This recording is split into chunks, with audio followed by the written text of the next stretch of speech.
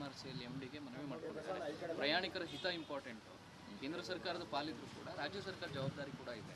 ಈಗ ಮೆಟ್ರೋ ಅಲ್ಲಿ ಸಹಭಾಗಿತ್ವವನ್ನು ನಾವು ಹೊಂದಿದ್ದೀವಿ, ರಾಜ್ಯ ಸರ್ಕಾರ ಮತ್ತು ಕೇಂದ್ರ ಸರ್ಕಾರ. ಈಗ ಮೆಟ್ರೋ ಮಾಡಿರೋ ಉದ್ದೇಶ ಈ ಅರ್ಬನ್ ಬ್ಯಾಂಗ್ಳೂರು ಏನಿದೆ ಅದನ್ನು ನಾವು ಡಿಕಂಜೆಸ್ಟ್ ಮಾಡಬೇಕು ಇದನ್ನು ಅಂಥೇಳಿ, ಹೀಗಾಗಿ ಮೆಟ್ರೋ ಇರುವಂಥದ್ದು. ಬಟ್ ಮೆಟ್ರೋದಲ್ಲಿನೂ ಕೂಡ ನಾವು ಪಬ್ಲಿಕ್ ಟ್ರಾನ್ಸ್ಪೋರ್ಟಲ್ಲಿ ಕೂಡ ನಾವು ದರ ಏರಿಕೆ ಮಾಡಿದರೆ ಮತ್ತು ವಾಹನ ಹೊಂದೋದು ಮತ್ತು ಮೆಟ್ರೋ ಇದು ಮಾಡೋದು ಎರಡು ಒಂದೇ ಆಗುತ್ತೆ. ಹೀಗಾಗಿ ಮುಖ್ಯಮಂತ್ರಿಗಳು ಸರಿಯಾದಂಥ ನಿರ್ಣಯ ತೆಗೆದುಕೊಂಡಿದ್ದಾರೆ. ಮುಖ್ಯಮಂತ್ರಿಗಳು ಪರಿಶೀಲನೆ ಮಾಡ್ತಾರೆ, ನಾವು ಮಾಡಲೇಬೇಕದನ್ನು ಮಾಡಿ ಕೇಂದ್ರ ಸರ್ಕಾರ ರಾಜ್ಯಸಭೆಗೆ ಒಪ್ಪಿಕೊಂಡು ಇವತ್ತು ಈ ಮೆಟ್ರೋ ದರವನ್ನು ಇಳಿಸಿದರೆ ಅದು ಜನಸಾಮಾನ್ಯರಿಗೆ ಇವತ್ತು ವಿಶೇಷವಾಗಿ ಕೆಲಸ ಮಾಡುವಂಥ ಜನರಿಗೆ ಇವತ್ತು ದಿವಸ ಇರುವಾಗ ಎಲ್ಲರೂ ಕೂಡ ಮತ್ತೆ ಬೆಂಗಳೂರಿನಲ್ಲೇ ಈ ಒತ್ತಡ, ನಾವು ಬೆಂಗಳೂರು ಮೇಲೆ ಒತ್ತಡ ಅಂತೀವಿ. ಈ ಬೆಂಗಳೂರಲ್ಲಿ ಒತ್ತಡ ಕಡಿಮೆ ಆಗಬೇಕಾದ್ರೆ metro, suburban railway, peripheral ring road ಇವೆಲ್ಲ ಇನ್ಫ್ರಾಸ್ಟ್ರಕ್ಚರ್ ಕೂಡ ಆಗಬೇಕಾಗ್ತದೆ. ಹೀಗಾಗಿ ಮುಖ್ಯಮಂತ್ರಿಗಳು ಸರಿಯಾದಂಥ ಇದು ಮಾಡಿದ್ದಾರೆ. ನಾವು ಒಳ್ಳೆಯ ನಿರ್ಧಾರವನ್ನು ಮುಖ್ಯಮಂತ್ರಿ ತಗೊಂಡಿದ್ದಾರೆ. ತೇಜಸ್ವಿ ಸೂರ್ಯ ಅವರು ರಾಜ್ಯ ಸರ್ಕಾರದ ವಿರುದ್ಧ ಆರೋಪವನ್ನು ಮಾಡ್ತಿದ್ದಾರೆ ಮೆಟ್ರೋ ಏರಿಕೆ ದರ ವಿಚಾರಕ್ಕೆ ಸಂಬಂಧ. ನೋಡಿ, ಅದು ಕುಂತು ಚರ್ಚೆ ಮಾಡಬೇಕಾಗ್ತದೆ. ರಾಜ್ಯ ಸರ್ಕಾರ ಕೇಂದ್ರ ಸರ್ಕಾರ ಕೂತ್ಕೊಂಡು ಇದೊಂದು ದಿವಸ ಚರ್ಚೆ ಮಾಡಿ, ಮೆಟ್ರೋಗೂ MD ಇದ್ದಾರೆ, ಕೂತ್ಕೊಂಡು ಚರ್ಚೆ ಮಾಡಿ ಒಟ್ಟಾರೆ ಎರಡೂ ಸರ್ಕಾರಗಳು ಜನರ ಮೇಲೆ ಹೊರೆ ಆಗುವಂಥದ್ದು ಕೆಲಸ ಆಗಬಾರ್ದು. ಅದಕ್ಕೆ ಮುಖ್ಯಮಂತ್ರಿಗಳು ಹೇಳಿದ್ದಾರೆ. ಈಗಾಗಲೇ ಮುಖ್ಯಮಂತ್ರಿ ತಮ್ಮ ರಾಜ್ಯದ ಭಾಗವನ್ನು ಅವ್ರು ಹೇಳಿದ್ದಾರೆ. ಇದಾದ ಮೇಲೂ ಕೂಡ ತೇಜಸ್ವಿ ಸೂರ್ಯ ಅವರು ರಾಜಕಾರಣ ಮಾಡಬೇಕಾಗಿದ್ದರೆ ಇವ್ರು ಏನು ನಮ್ಮ ಮುಖ್ಯಮಂತ್ರಿಗಳು ಮಾಡಿದ ಅದನ್ನು ಇವತ್ತು ತೇಜಸ್ವಿ ಸೂರ್ಯನೂ ಕೂಡ ಮಾಡಲಿ. ಹೌದಾ ಮಾಡಿದ್ದೆ. ಈಗ ಕೇಂದ್ರ ಪತ್ರ ಬರೀದ್ರಲ್ಲೇ ಇದಿರಲ್ಲ ನೀವೇನು. ಮುಖ್ಯಮಂತ್ರಿಗಳು ಹೇಳಿಕೆ ಕೊಟ್ಟ ಮೇಲೆ it is official. Tejasvi Surya ಹೇಳ್ತಾರೆ ಹಾಗೆ ಅವರು. ಮುಖ್ಯಮಂತ್ರಿಗಳು ಏನು ಹೇಳಿದ್ದಾರೆ, ನಾವು ರಾಜ್ಯ ಸರ್ಕಾರನ ಇಳಿಸ್ತೀವಿ ಅಂತ ಹೇಳಿದ್ದಾರೆ. ಮತ್ತು ಅದ್ರ ಮೇಲೆ ಏನದ ಮುಖ್ಯಮಂತ್ರಿ ಹೇಳಿಕೆ ಲಘುವಾಗಿ ತಗೋತೀರಾ? ನಿಮ್ಮವ್ರು ಹೇಳಬೇಕಾಗಿತ್ತು. ಹಾಗೆ ಕೇಂದ್ರ ರೈಲ್ವೆ ಸಚಿವರು ಇವತ್ತು ಮೆಟ್ರೋ ಯಾರಿಗೆ ಬರ್ತದೆ? ಅಶ್ವಿನ್ ವೈಷ್ಣವ್ ಅವ್ರು ಬರ್ತಾರ? ಹೇಳಿ, ಅವರು ಕಡಿಮೆ ಮಾಡ್ತೀವಿ, ನಾವು ರಾಜ್ಯ ಸರ್ಕಾರ ಕಡಿಮೆ ಮಾಡ್ತೀವಿ ಅಂತಂದ್ರೆ ನಾವು ಕಡಿಮೆ ಮಾಡ್ತೀವಿ ಅಂತ ಹೇಳಬೇಕು. ಅದನ್ನು ಬಿಟ್ಕೊಂಡು ಪತ್ರ ಬರೆದಿಲ್ಲ. Sir, home minister CM Siddaramaiah ಅವರು ದೇವರಾಜ ಅರಸು ಅವರ ದಾಖಲೆಯನ್ನು ಮುರಿಲಿ ಅಂತ ನಾವು ಹಾರೈಸ್ತೀವಿ ಅನ್ನುವಂಥ ಮಾತು ಹೇಳಿದ್ದಾರೆ ಸರ್. ಯಾರು? ಹೋಮ್ ಮಿನಿಸ್ಟರ್ ಹೇಳಿದ್ದಾರೆ.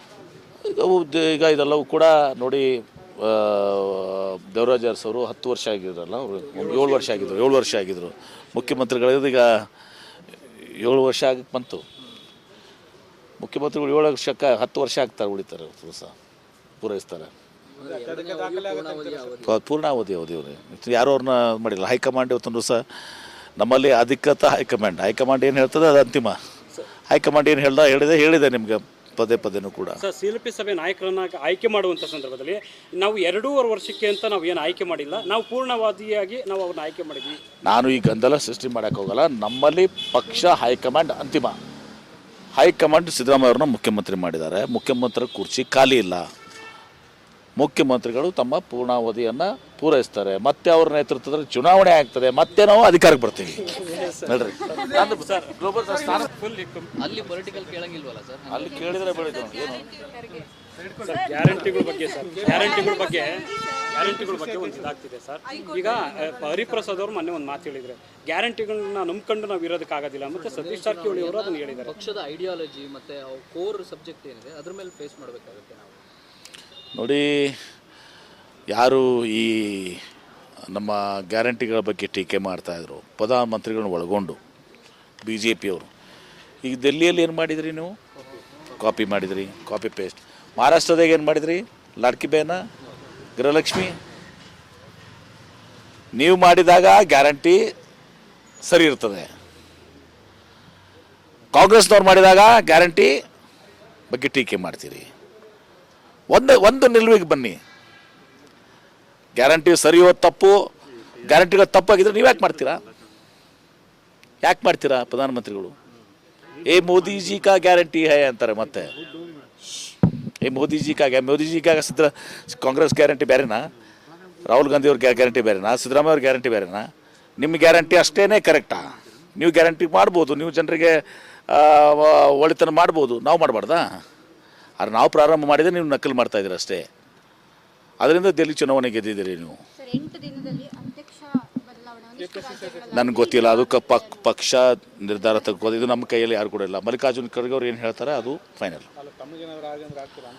ನಮಗೆ ಅದು ಪ್ರಶ್ನೆ ಇಲ್ಲ, ಅದು ಕುರ್ಚಿ ಖಾಲಿ ಇಲ್ಲ ಈಗ. ಅವತ್ತೊಂದು ಸಹ ಅದು ಪಕ್ಷ ನಿರ್ಧಾರ ಮಾಡ್ತದೆ, ACC ಪ್ರೆಸಿಡೆಂಟ್ರು. Thank you. ಹೆಸರುಗಳು ಕಡಿಮೆ ಮಾಡಬೇಕು ಅಂತ BMRCL MDಗೆ ಮನವಿ ಮಾಡ್ಕೊಂಡಿದ್ದಾರೆ. ಪ್ರಯಾಣಿಕರ ಹಿತ ಇಂಪಾರ್ಟೆಂಟ್, ಕೇಂದ್ರ ಸರ್ಕಾರದ ಪಾಲಿದ್ರು ಕೂಡ ರಾಜ್ಯ ಸರ್ಕಾರ ಜವಾಬ್ದಾರಿ ಕೂಡ ಇದೆ.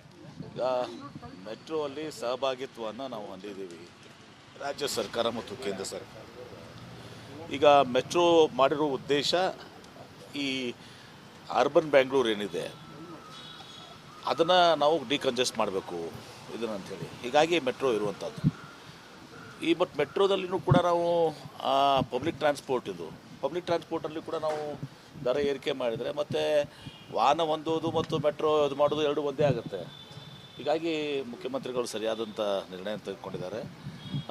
ಮುಖ್ಯಮಂತ್ರಿಗಳು ಪರಿಶೀಲನೆ ಮಾಡ್ತಾರೆ, ನಾವು ಮಾಡಲೂಬೇಕದನ್ನು ಮಾಡಿ ಕೇಂದ್ರ ಸರ್ಕಾರ ರಾಜ್ಯಸಭೆಗೆ ಒಪ್ಪಿಕೊಂಡು ಇವತ್ತು ಈ ಮೆಟ್ರೋ ದರವನ್ನು ಇಳಿಸಿದರೆ ಅದು ಜನಸಾಮಾನ್ಯರಿಗೆ, ಇವತ್ತು ವಿಶೇಷವಾಗಿ ಕೆಲಸ ಮಾಡುವಂಥ ಜನರಿಗೆ ಇವತ್ತೊಂದು ದಿವಸ ಎಲ್ಲರೂ ಕೂಡ ಮತ್ತೆ ಬೆಂಗಳೂರಿನಲ್ಲೇ ಈ ಒತ್ತಡ, ನಾವು ಬೆಂಗಳೂರು ಮೇಲೆ ಒತ್ತಡ ಅಂತೀವಿ.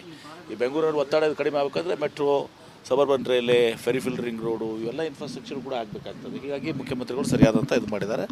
ನಾವು ಅದು ಒಳ್ಳೆಯ ನಿರ್ಧಾರವನ್ನು ಮುಖ್ಯಮಂತ್ರಿ ತಗೊಂಡಿದ್ದಾರೆ. ತೇಜಸ್ವಿ ಸೂರ್ಯ ಅವರು ರಾಜ್ಯ ಸರ್ಕಾರದ ವಿರುದ್ಧ ಆರೋಪವನ್ನು ಮಾಡ್ತಿದ್ದಾರೆ ಮೆಟ್ರೋ ಏರಿಕೆ ದರ ವಿಚಾರಕ್ಕೆ ಸಂಬಂಧ.